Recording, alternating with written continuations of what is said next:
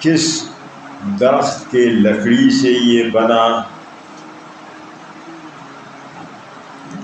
اور وہ کس جنگل کی درخت تھی۔ نبی علیہ السلام کی منبر جس درخت کی لکڑی سے بنا ہے اس کو عربی میں کہتے ہیں طرفا، طا کے ساتھ، بفتح الطاء، طرفا، اور سا کے ساتھ اصل، اصل بھی کہتے ہیں۔ طرفا میں اصل میں فرق یہ ہے کہ اصل بڑی درخت کو کہتے ہیں، طرفا اس سے چھوٹی درخت۔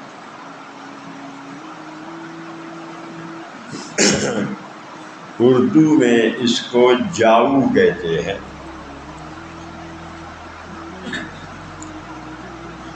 فارسی میں اس کو گز کہتے ہیں۔ جانتے ہیں گز؟ نہیں۔ بلوچی میں اس کو کری کہتے ہیں،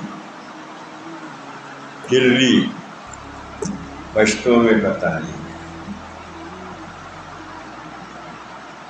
یہاں دو درخت موجود ہے اس کو کنارے میں، بالکل ایک کنارے میں، ایک کھجور کے درخت کے قریب ہے۔ یہ ہے دو درخت، سمجھانا۔ دیکھا ہے تو ٹھیک ہے، نہ تو پھر دیکھو، سمجھا؟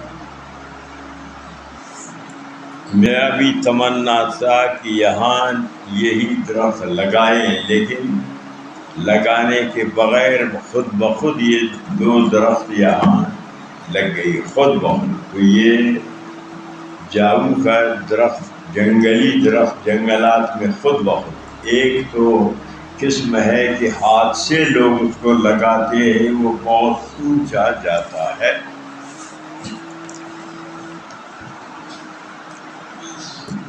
بات سمجھ میں آ گئی؟